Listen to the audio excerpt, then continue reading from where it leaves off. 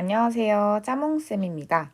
이번 시간에는 2024년 2차 중등임용고시 2차 예상 분석을 해보도록 하겠습니다. 2차 분석 같은 경우는 제가 기존에 했던 것과 마찬가지로 2차 기출에 대한 분석이 이루어질 거고요. 그 다음에 2024년 1차에서 얼마나 많은 문제들이 어떤 과목에서 출제가 되었는지 1차에 대한 분석을 토대로 이 두 가지를 종합해서 2024년 2차 예상을 분석해보는 것으로 마무리를 지어보도록 하겠습니다. 자, 그렇다면 기존에 2차에서 어떤 것들이 출제되었는지를 먼저 봐야겠죠. 2차 수업 시련에 대한 분석은 이렇게 주제별 분석을 제가 하나 만들었고요.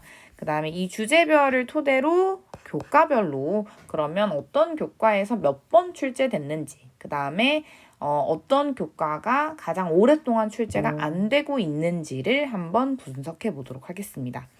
우선 주제별 분석을 보면요. 많은 분들이 이미 기출에 대한 분석을 토대로 알고 계시는 바와 같이 2011년부터 2023년 작년까지 해서 속성 모형이라던가 개념학습 모형이죠. 속성 모형이라던가 원형 모형, 상황 모형에서 출제가 된 사례가 있고요. 그 다음에 탐구학습과 의사결정학습 나왔었고요. 그리고 우리 협동학습에서는 직소가 가장 많이 출제가 되죠. 그리고 2020년에는 직소를 예상했던 분들이 많았지만 STAD에서 출제가 됐던 조금 이색적이었던 출제가 등장하기도 했었습니다. 그 다음에 국민참여 형사재판에 대한 시뮬레이션 모형이라던가 아니면 문제 해결 학습, 논쟁 문제 수업 모형과 같은 조금 더 학습자 중심의 심화 탐구나 학생들의 생각들을 조금 정리해 나가면서 쭉 수업을 실현해 나가는 모형들에서 출제가 됐습니다. 그리고 작년에 굉장히 독특했었죠. 모형을 예상했으나 자산관리를 중심으로 특별한 모형이 주어지지 않았던 출제가 이루어졌습니다. 그래서 자산관리나 금융상품에 대해서 설명하고 그것들의 특징들을 교사가 전문 지식을 토대로 수업을 한 후에 모두말 활동을 진행하도록 하는 그런 수업 실현이 출제가 됐다라는 점이 작년에 눈여겨볼 만한 지점입니다. 이와 관련된 부분은 제가 뒤에서 조금 더 자세하게 설명을 드리도록 할게요. 자, 이렇게 2차를 주제별로 분석을 했으면 조금 내려와서 그런 교과별로 몇 번, 횟수, 몇 회 출제가 됐었는지, 그 다음에 얼마나 오래 전에 기간이라고 할까요? 네. 얼마나 오랫동안 출제가 안 됐는지를 한번 볼 필요가 있겠죠. 우선 사회문화에서는 2011년부터 토대로 봤을 때 3회가 출제가 됐고요. 정치에서 3회, 법에서 4회, 경제에서 3회가 출제가 되었습니다. 그래서 횟수를 기준으로만 본다면 사실 법 같은 경우가 조금 더 많이 출제가 되었기 때문에 출제 가능성이 조금 낮지 않을까라고 추측을 해볼 수 있고요.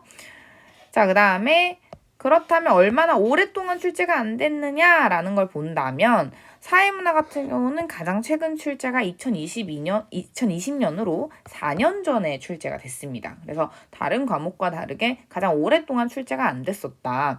실제로 경제 같은 경우도 작년에 제가 분석을 할 때 2018년에 출제가 되고 그동안 출제가 안 됐었으니 한 5년 정도 출제가 안 됐어요. 그래서 경제에서 아무래도 가장 오랫동안 출제가 안 됐기 때문에 출제 가능성이 높을 수밖에 없습니다. 이렇게 이야기를 했던 적이 있었는데 마찬가지로 그 관점으로 본다면 사회문화가 가장 오랫동안 출제가 안 됐다라고 볼 수 있기 때문에 출제 가능성이 조금 높다라고 볼 수 있고요. 마찬가지로 그렇다면 경제 같은 경우는 작년에 출제가 됐으니까 작년에 출제된 경제는 출제 가능성이 조금 낮다라고 볼 수 있지 않을까라고 생각을 해볼 수 있습니다. 네, 그래서 2차 분석, 얼마나 많이 출제가 됐고 얼마나 오랫동안 출제가 안 됐냐라는 걸 기준으로 본다면 사회문화가 가장 출제 가능성이 높지 않을까라고 볼 수 있습니다. 자, 그런데 2차에 대한 분석만 이루어지면 안 되겠죠. 올해 1차에서 어떤 교과목들의 비중을 가지고 출제가 됐는지를 봐야 합니다. 왜냐하면 1차와 2차를 합쳐서 이 네 가지의 과목에서 조금 더 이제 균형 있는 출제가 이루어져야 한다라는 관점으로 본다면 1차에서 좀 과도하게 좀 많이 출제가 된 과목 같은 경우는 2차의 출제 가능성이 조금 떨어질 수도 있겠죠. 그런 관점에서 봤을 때는 사회문화와 법에서 각각 6문제, 5문제가 출제되면서 많은 횟수가 출제가 됐고요. 정치와 경제 같은 경우는 3개 정도가 출제가 되면서 4가지의 과목 중에서는 가장 출제 정도가 낮다고 볼 수 있습니다. 그래서 여기서는 정치와 경제의 가능성을 조금 볼 수 있고요. 요 2개를 그럼 한번 합쳐 볼게요. 여기 2개를 한번 종합적으로 분석을 해본다고 했을 때 우선 출제 횟수, 그 다음에 얼마나 오랫동안 출제가 안 됐느냐라는 걸 본다면 사회문화가 유력했던 거 파악했었죠. 그리고 작년에 출제됐던 경제라던가 그 다음에 많이 출제가 됐던 법은 제외를 한번 해보도록 하겠습니다. 자, 그 다음에 올해 1차에서 몇 문제 정도 출제가 됐냐라고 봤을 때는 정치와 경제가 가장 적게 출제가 되면서 2차의 출제 가능성이 조금 높지 않을까라고 판단을 해볼 수 있었습니다. 그래서 요 2가지의 기존의 2차 분석과 올해 1차 분석을 토대로 종합적으로 본다면 사회문화 같은 경우는 2차 출제가 너무 오래됐으니 출제 가능성이 높다라고 볼 수 있고요. 정치 같은 경우는 1차 출제 비중이 매우 낮습니다. 뒤에서 나오겠지만 처음에 정치를 제가 2문제 출제로 봤다가 이거 3문제라고 봐도 될까? 라고 했던 부분이 있었어요. 왜냐하면 인권 파트가 이제 이걸 법으로 넣어줘야 될지 정치로 넣어줘야 될지 조금 고민이 되면서 정치와 법에 그냥 공통으로 하나씩 넣었는데 그거를 만약에 빼버린다면 사실상 2문제 출제라고 볼 수도 있기 때문에 1차에서 출제 비중이 너무 낮아서 정치도 좀 유력하지 않나라고 볼 수 있습니다. 그 다음에 법과 경제 같은 경우는 각각 1차에서 너무 많이 출제됐고 경제는 작년에 출제됐다라는 관점으로 봤을 때 제외를 한다면 사회문화와 정치가 조금 더 올해 2차에서 유력한 과목으로 볼 수 있지 않을까라고 판단이 됩니다. 그런데 이런 분석 같은 경우는 저의 개인적인 이제 기준에 따른 분석이기 때문에 수험생 여러분들께서는 참고용으로 좀 봐주시면 좋을 것 같습니다. 자, 그렇다면 1차에서 어떤 문제가 출제되는지 조금 더 구체적으로 보고 올해 2차를 어떻게 대비하면 좋을지 정리를 해보도록 하겠습니다. 우선 사회문화 같은 경우는 2024년 1차에서 총 5개 문제가 출제가 되었더라고요. 그래서 자료 수집 방법이라던가 배법, 일탈, 중거 집단, 그 다음에 문화인력 파트 이렇게 해서 총 5개의 문제가 출제가 됐습니다. 그렇다면 요 출제된 것과 연관되어 있는 교과서 개념이 뭔가 하고 봤더니 이제 1탈 같은 경우는 사회와 청소년기, 사회적 지위와 역할 파트가 연관이 되어 있고요. 중거 집단 같은 경우는 사회 집단 파트가 연관이 되어 있습니다. 나머지는 연관이 돼 있지 않습니다. 즉 1차에 출제가 안 됐으면서 1차가 출제 안 됐으면서 그리고 2차 기출에서도 출제가 되지 않았던 주제들만 제가 체크를 했습니다. 다시 한 번 더 설명을 드려보자면 사회와 청소년기, 그 다음에 사회적 지위와 역할은 각각 1차에서 출제가 된 주제니까 제외를 했습니다. 사회집단도 마찬가지로 1차에서 출제가 됐고 2020년에도 출제됐던 주제이기 때문에 제외를 했습니다. 그 다음에 문화의 의미와 특징도 2017년에 출제가 됐었기 때문에 제외를 하겠습니다. 그리고 한국 사회의 변동의 최근 경향도 2014년에 출제가 됐던 부분이 있었기 때문에 제외를 하겠습니다. 그렇다면 제가 체크하지 않은 요 빨간색으로 표시된 부분들이 1차에도 출제되지 않았고 그동안 2차에서도 출제되지 않았던 주제들이다 라고 볼 수 있습니다. 그렇다면 조금 더 구체적으로 한번 보도록 할게요. 자, 여기 주제들 중에서 첫 번째 세계화와 문화 변용 같은 경우는 문화 전파라던가 그로 인한 문화 접변의 양상, 문화 동화나 문화 병존이나 문화 융합과 같은 그 사례들을 보면서 문화 접변의 양상을 배우는 내용이 교과서에 실려 있습니다. 그래서 이것과 연관지어서 어떤 모형이 있을 수 있을까 한참을 좀 고민을 해봤는데요. 처음에 직소 모형을 조금 연결할까 하다가 작년에 모형을 굳이 제시하지 않고 실현을 해봐라 라고 하는 문제가 출제됐기 때문에 모형 없이 개념 설명하고 모듬 활동하는 그런 사례로 연결을 지어봤습니다. 그래서 문화 전파의 개념이라던가 문화 변용의 개념을 설명하고 그로 인한 사례, 문화 동화나 문화 병존이나 문화 융합의 사례가 교과서에 굉장히 많이 나와 있거든요. 그 사례를 자료로 주면서 이거를 한번 모듬 활동을 해봐라 라고 한다면 굳이 모형이 제시되지 않더라도 연관 지을 수 있는 부분이 있지 않을까라고 생각이 됩니다. 그래서 요거에 대한 사례는 제가 문제를 제작한 부분이 있기 때문에 그거에 대한 영상은 추후 업로드 해드리도록 하겠습니다. 그래서 개념을 설명할 수 있는 부분이 있기 때문에 평가할 만한 요소도 있고 그리고 사례를 중심으로 모듬 활동도 가능하기 때문에 두 가지 측면에서 봤을 때는 조금 더 출제에 대한 가능성이 높지 않을까라고 보여질 수 있습니다. 그 다음에 문화를 이해하는 태도도 마찬가지로 자문화 중심주의, 문화 사대주의, 극단적 문화 상대주의, 문화 상대주의로 구분지어서 설명할 수 있죠. 그래서 이거 같은 경우는 직소 당연히 연결이 되고요. 직소를 굳이 연결시키지 않는다고 할지라도 뭐 개념을 설명하고 모둠 활동으로 이어져서 연관지어서 하는 것도 가능할 것 같다 라고 보여집니다. 자, 그다음에 대중매체와 대중문화, 사회 변동의 의미와 양상, 현대 사회 문제와 해결 방안 같은 경우는 문제 해결 학습이나 논쟁 문제 수업 모형, 의사결정 모형을 중심으로 기존에 나왔던 방식과 유사하게 출제된다면 출제 가능성이 있을 수 있다라고 보여지고요. 뭔가 교사가 개념을 제대로 알고 있고 그거를 수업에서 이끌어가면서 설명하고 동시에 모든 활동까지 진행할 수 있는가라는 관점으로 만약에 평가를 한다고 한다면 저 같은 경우는 이런 주제 같은 것들을 조금 더 강조해서 보고 싶다라고 조심스럽게 한번 예측해 보도록 하겠습니다. 자, 다음으로 정치로 한번 넘어가 보도록 할게요.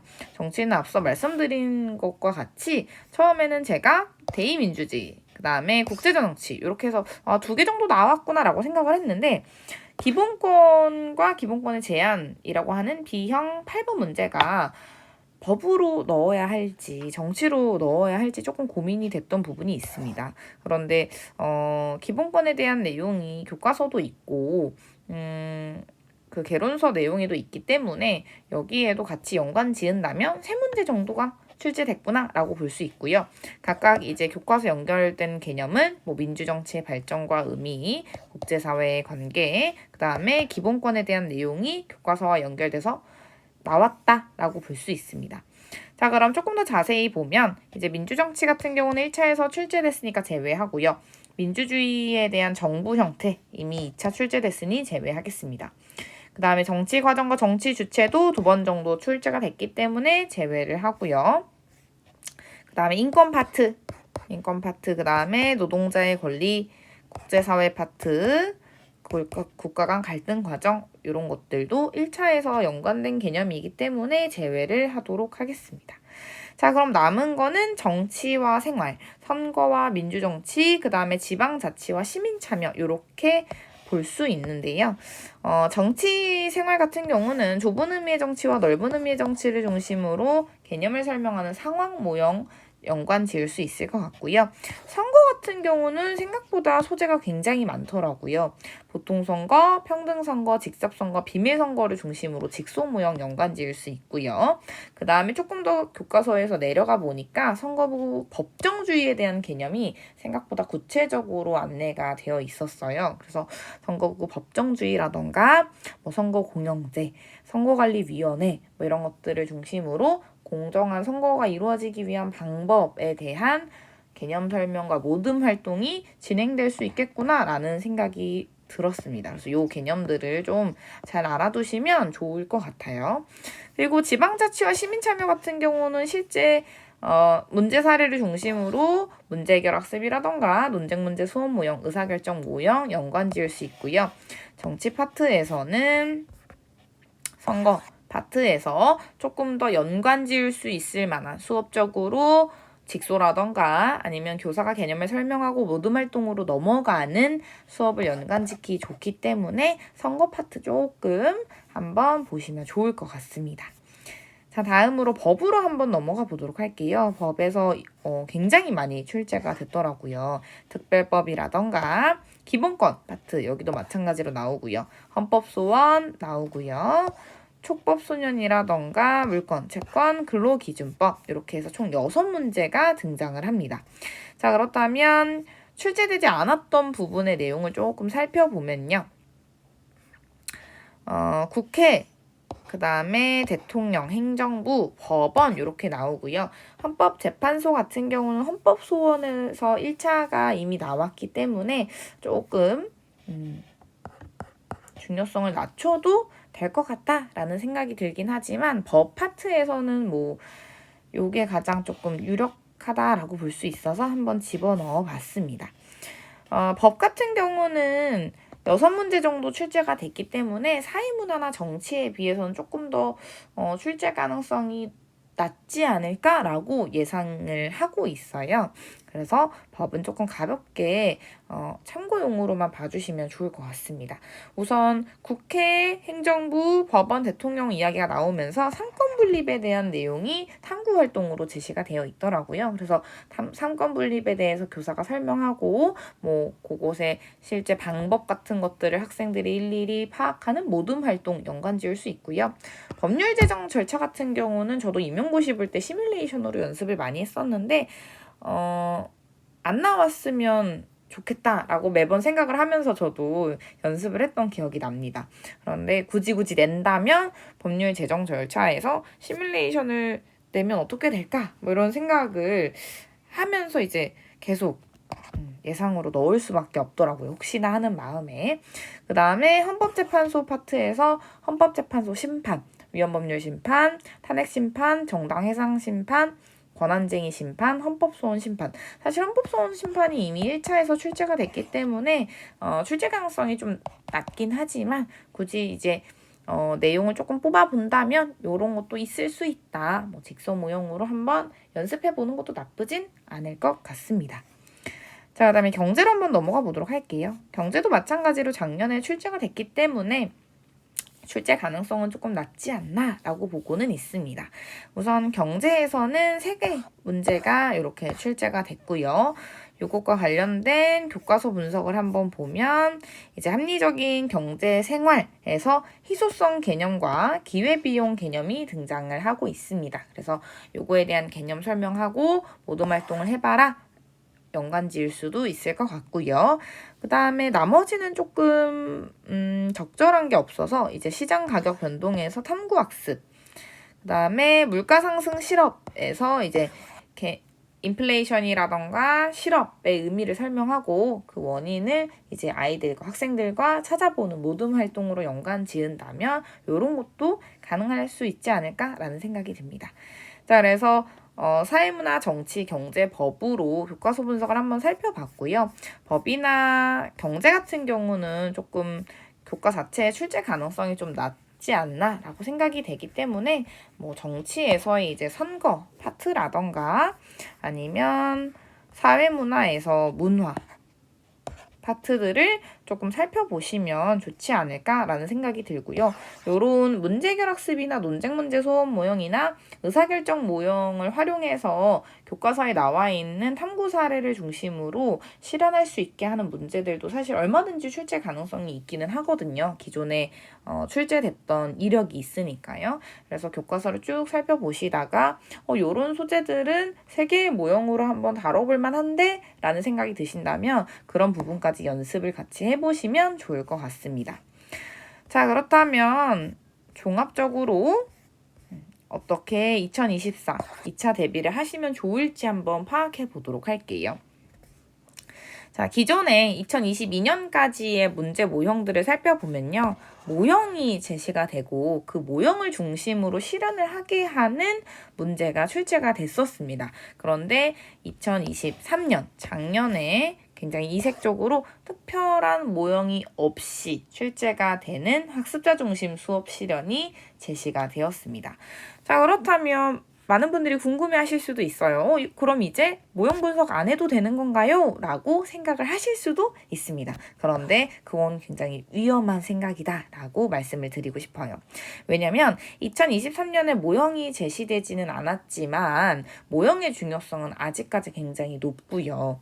그래서 모형에 대한 이해와 그 모형을 중심으로 수업 실현 연습을 하는 과정이 충분히 이루어져야 합니다. 단 플러스로 모형이 제시가 되지 않더라도 학습자 중심이나 배움 중심으로 수업을 실현하는 연습까지 같이 하셔야 한다라는 것을 꼭 말씀드리고 싶습니다.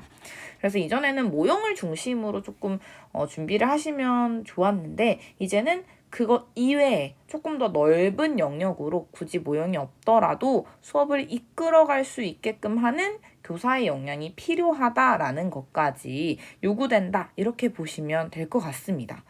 그렇다면 모형이 제시가 되지 않는다면 어떻게 2차를 준비해야 할까요? 그것은 바로 교과서에서 역시 답을 찾으시면 됩니다. 우리가 예전에 교과서 분석을 하실 때 잘 살펴보면요. 저 같은 경우는 모형과 연관되지 않은 교과서 주제들은 과감하게 이렇게 가지치기 형식으로 쳐냈습니다. 그런데 모형이 제시가 되지 않더라도 수업 실현이 가능하다라고 변화가 되면서 모형과 연관이 되지 않았지만 충분히 교육적인 가치가 있고 수업을 해볼 만하다 싶은 것들이 수업 실현으로 등장할 수 있다라는 거죠. 그래서 기존의 수업 실현 같은 경우는 모형과 연관이 되어 있기 때문에 모형과 연결되지 않은 주제나 탐구 활동들은 제외가 됐었는데요. 이제는 모형이 없는 수업 실현이 얼마든지 출제될 수 있기 때문에 모형과 연관이 되지 않더라도 교과서 주제나 탐구 활동들이 가치가 있다면 수업 실현으로 연습을 충분히 하셔야 한다라는 것을 말씀드리고 싶습니다. 그렇다면 어떤 것들이 가치가 있냐라고 생각이 되실 수도 있어요. 그것들은 바로 설명이 가능한 교과 지식을 의미한다라고 보시면 될 것 같습니다. 자, 왜냐하면 기존의 모형을 연관짓는 수업 실현 같은 경우는 수험자가 모형에 대해서 제대로 알고 있고 그 모형에 근거해서 자료들을 잘 활용하고 있는지 수업을 잘 이끌어가고 있는지를 판단하는 평가였습니다. 그런데 모형이 등장하지 않고 수업을 한다면 무언가 볼만한 기준이 있어야겠죠. 그게 바로 교사의 전문적인 지식을 기반으로 한 설명과 모둠 활동으로 연결짓는 교사의 능력이라고 볼 수 있습니다. 따라서 여러 가지 교과서 개념들이나 활동들 중에서 교사의 개념 설명, 특히 교사가 기존에 알고 있는 교과서적 개념을 기반으로 설명을 할 수밖에 없는 그런 주제나 그런 단원에서 출제 가능성이 높게 나타난다라고 볼 수 있습니다.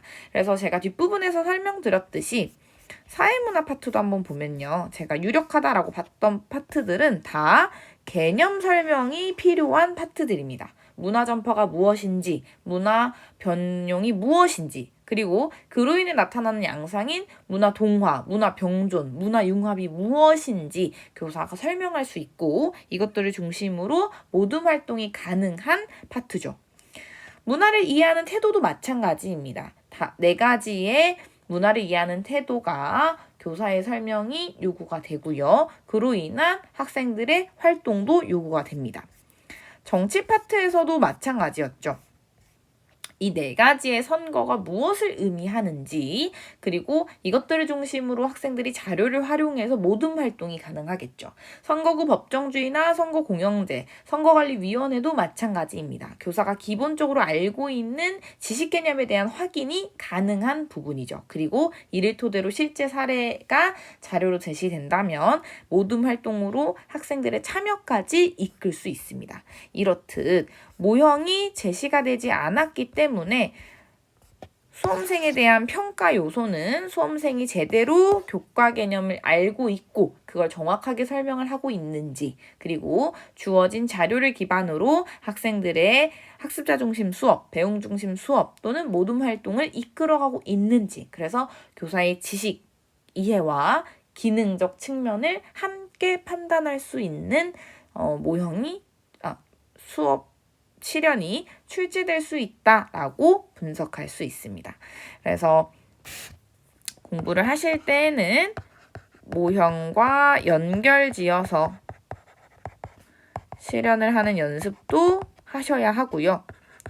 모형과 연결이 안 된다면 교사의 개념 설명이 요구되는 플러스 모둠 활동을 자료들을 중심으로 이끌어갈 수 있는 부분에 대해서 교사가 수업을 진행하는 실현 연습을 진행하시면 될 것 같습니다.